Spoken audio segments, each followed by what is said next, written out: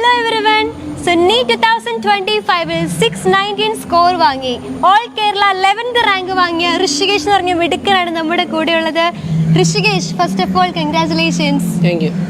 എന്ത് തോന്നുന്നു? How do you feel now? I'm happy. അപ്പം ആദ്യമായിട്ട് ബ്രില്യൻസിൽ വന്നപ്പോഴുള്ള ആ ഒരു അപ്പം മനസ്സിലുണ്ടായിരുന്നതും ഇപ്പോൾ ഇവിടെ നിൽക്കുമ്പോഴുള്ള ആ ഒരു ഫീലിങ്സ് എന്താണ് ഡിഫറൻസ്?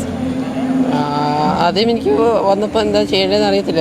എൻട്രൻസ് എന്താണെന്ന് പോലും എനിക്ക് അറിയത്തില്ലായിരുന്നു. ഇപ്പം ഒരു നല്ല അങ്ങനെ നിന്ന് സ്ഥിതി ഇപ്പം എനിക്ക് നല്ലൊരു റാങ്ക് കിട്ടാൻ പറ്റി. അപ്പോൾ സന്തോഷം. ചെറുപ്പം തൊട്ട് ഡോക്ടർ ആകണം എന്നായിരുന്നു ആഗ്രഹം? നല്ലായിരുന്നു. എനിക്കതൊരു 10ാം ക്ലാസ് കഴിഞ്ഞപ്പോഴാണ് എനിക്ക് അങ്ങനെ ഒരു ആഗ്രഹം വന്നത്. 10ാം ക്ലാസ് വരെ എന്തായിരുന്നു ആഗ്രഹം? 10ാം ക്ലാസ് വരെ എനിക്ക് വേറെ ഇപ്പം ലോയർ അല്ലെങ്കിൽ IAS അങ്ങനെ അഡ്മിനിസ്ട്രേറ്റീവ് അല്ലെങ്കിൽ ലീഗൽ ഫീൽഡിലോട്ട് പോകണമെന്നായിരുന്നു. പിന്നെ അത് അത്രയും എളുപ്പമല്ലെന്ന് മനസ്സിലാക്കിയത് കാരണം പിന്നെ അച്ഛൻ ഡോക്ടർ ആയത് കാരണം കൂടെ ഞാൻ ഡോക്ടർ തന്നെ ആകാമെന്ന് വെച്ചു. പ്ലസ് 1 പ്ലസ് 2 ഒക്കെ എവിടെയായിരുന്നു? ഞാൻ പ്ലസ് 1 പ്ലസ് 2 നമ്മുടെ റെസിഡൻഷ്യൽ ബാച്ച് ആണല്ലേ? പ്ലസ് 1 പ്ലസ് 2 കൂടെ ഈ ഒരു കൊണ്ടുപോയപ്പോഴത്തേക്കിനും ബുദ്ധിമുട്ടുണ്ടായിരുന്നോ? ഇല്ലായിരുന്നു, കാരണം സ്റ്റേറ്റ് സിലബസ് ആയിരുന്നു. അപ്പം അധികം പ്രശ്നമില്ലാതെ രണ്ടും മാനേജ് ചെയ്യാൻ പറ്റും. ഓക്കെ, ഇപ്പൊ ഫിസിക്സ്, കെമിസ്ട്രി, ബയോളജിയിൽ ഏതാണ് കുറച്ച് ടഫായിട്ട് ഫീൽ ചെയ്യാറുള്ളത്? എനിക്ക് ഫിസിക്സ് തന്നെയായിരുന്നു ടഫായിട്ട് തോന്നിയിരുന്നത്. പക്ഷെ ഞാൻ ഒത്തിരി പ്രാക്ടീസ് ചെയ്ത് മാറ്റിയിരുന്നു. എനിക്ക് ബ്രില്യൻറ്റിൻ്റെ മോഡൽസിൽ ഒരിക്കലും ഫിസിക്സിൽ 170 താഴെ മാർക്ക് പോയിട്ടില്ല. പക്ഷെ അത് നീറ്റിൽ എനിക്ക് എത്രയും മാർക്ക് മേടിക്കാൻ സാധിച്ചില്ല, കാരണം അത്രയ്ക്കും പാടായിരുന്നു. Okay fine. അപ്പം എക്സാം കുറച്ച് ടഫായിരുന്നു ഈ പ്രാവശ്യത്തെ എക്സാം അല്ലേ? എന്നിട്ടും 619 സ്കോർ കിട്ടി.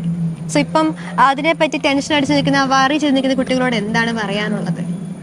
നിങ്ങൾ എല്ലാ ടൈപ്പ് എക്സാം ഇനി പ്രതീക്ഷിക്കണം. പണ്ടൊക്കെ പറയായിരുന്നു നീറ്റ് എപ്പോഴും എളുപ്പമാകുമായിരുന്നു, അങ്ങനെ കുറേ മിത്തുണ്ടായിരുന്നു. എന്ന് വെച്ചാൽ നീറ്റ് ഒരിക്കലും ഒരു പരിധി കൂടുതൽ പാടാകത്തില്ല എന്നൊരു മിത്തുണ്ടായിരുന്നു. അത് ശരിയായില്ല.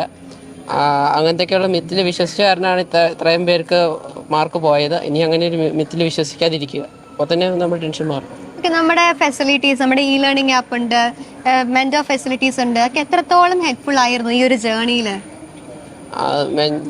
ഇ ലേണിംഗ് ആപ്പിൽ പഴയ ക്വസ്റ്റ്യൻ പേപ്പർ കുറേ ഉണ്ട്, അതൊക്കെ ഞങ്ങൾക്ക് ഉപയോഗമായിരുന്നു. ഇനി അടുത്ത വർഷത്തേക്ക് അത് കുറേക്ക് ഇറലവൻ്റ് ആയിട്ട് തന്നെ അപ്ഡേറ്റ് ചെയ്യുന്നുണ്ട്. ഇപ്പോൾ തന്നെ എനിക്ക് തോന്നുന്നു സാറ് പറഞ്ഞ് ഞങ്ങളോട് 2ആയിട്ട് നടത്തുന്നുണ്ട് എക്സാമൊക്കെ. അപ്പോൾ പാടായിട്ടുള്ള, അപ്പോൾ അതൊക്കെ പിള്ളേർക്ക് നല്ല ഉപയോഗമാണ്. പിന്നെ നമുക്ക് വീണ്ടും ആ ക്വസ്റ്റ്യൻ റെഫർ ചെയ്യാനൊക്കെ ഇ ലേണിംഗ് ആപ്പ് ഉപയോഗിക്കാൻ പറ്റണം. ബ്രില്യൻറ്റിൽ നേരത്തെ ആരെങ്കിലും പഠിച്ചിട്ടുണ്ടോ? കസിൻസോ അങ്ങനെ? എൻ്റെ ഒരു കസിൻ ബ്രില്യൻറ്റ് പഠിച്ചിപ്പം തിരുപ്പതി മെഡിക്കൽ കോളേജിൽ, ഗവൺമെന്റ് മെഡിക്കൽ കോളേജിൽ MBBS പഠിക്കുന്നു. Okay fine. അപ്പം കൂടെ വന്നിരിക്കുന്നത് ഒന്ന് പരിചയപ്പെടുത്തോ ഫാമിലിനെ? ഇത് എൻ്റെ അനിയൻ കേദാർനാഥ് ദർശനായി. എത്രയിലാണ് പഠിക്കുന്നത്? 9ാം ക്ലാസ്സിൽ.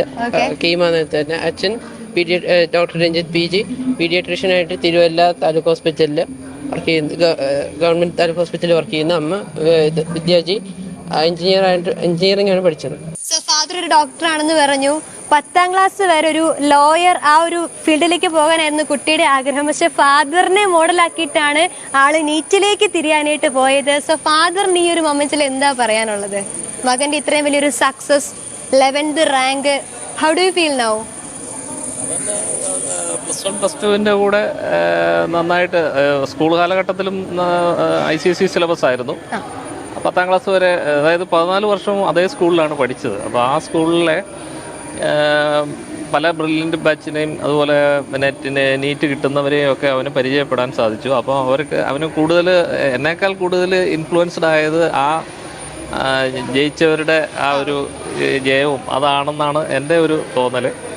പിന്നെ പുള്ളിക്ക് ആദ്യത്തെ ഒരു ഹയർ സെക്കൻഡറി 10ാം ക്ലാസ് വരെ പുള്ളിക്ക് ഒരു ലോയർ അല്ലെങ്കിൽ ജഡ്ജ് അങ്ങനെയൊക്കെ ആയിരുന്നു പറഞ്ഞുകൊണ്ടിരുന്നത്. അപ്പം മാറ്റി ചിന്തിക്കാൻ തീർച്ചയായിട്ടും എൻ്റെ ഒരു പ്രൊഫഷനും കാരണമായിരുന്നിരിക്കാം എന്ന് തോന്നുന്നു. ഞാൻ ഒരിക്കലും ഫോഴ്സ് ചെയ്തിട്ടില്ല, അത് സ്വന്തം ചോയ്സ് ആണ്. നടക്കില്ലല്ലോ, ആളുടെ ഒരു ആഗ്രഹം കൂടെ വേണമല്ലോ. വോളണ്ടറി ആയിട്ട് അതിലോട്ട് വന്നതാണ്. Okay fine. അപ്പോൾ ആള് വീട്ടിലൊക്കെ എങ്ങനെയാണ്, ആളുടെ ഒരു ക്യാരക്ടർ? വീട്ടിൽ വളരെ പ്ലസൻ്റ് ആയിട്ടിരിക്കുന്ന ആളാണ്. വേറെ വലിയ ആക്ടിവിറ്റീസ് എന്ന് പറയാനില്ല. പുള്ളി വായനയാണ് പുള്ളിയുടെ, പലതരത്തിലുള്ള ബുക്സൊക്കെ വായിക്കും. അതുകൊണ്ടായിരിക്കാം ഈ പറഞ്ഞ ലോയറിൻ്റെ കാര്യവും അല്ലെങ്കിൽ അഡ്മിനിസ്ട്രേറ്റീവ് പോസ്റ്റിൻ്റെ കാര്യമൊക്കെ പറഞ്ഞത്. വായിക്കുന്ന ആളാണ്. പിന്നെ ഇച്ചിരി വരയ്ക്കുകയൊക്കെ ചെയ്യും. പിന്നെ അതുപോലെ ഇപ്പോൾ വയലിൻ അങ്ങനത്തെ കാര്യങ്ങളൊക്കെ ചെറുതായിട്ടൊക്കെ ഉണ്ട്.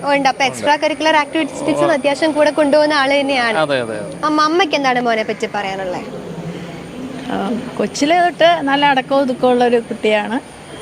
ഒത്തിരി ഞാൻ വായിപ്പിച്ചിരുന്നു. നല്ല വായനയിലൂടെ വളർന്നു വന്ന വായനാശീലത്തിലൂടെയാണ് ഇവിടെ വരെ എത്തിയത്. അവന് വേണ്ടി ലൈബ്രറിയൊക്കെ സെറ്റ് ചെയ്ത് കൊടുത്തിട്ടുണ്ടായിരുന്നു.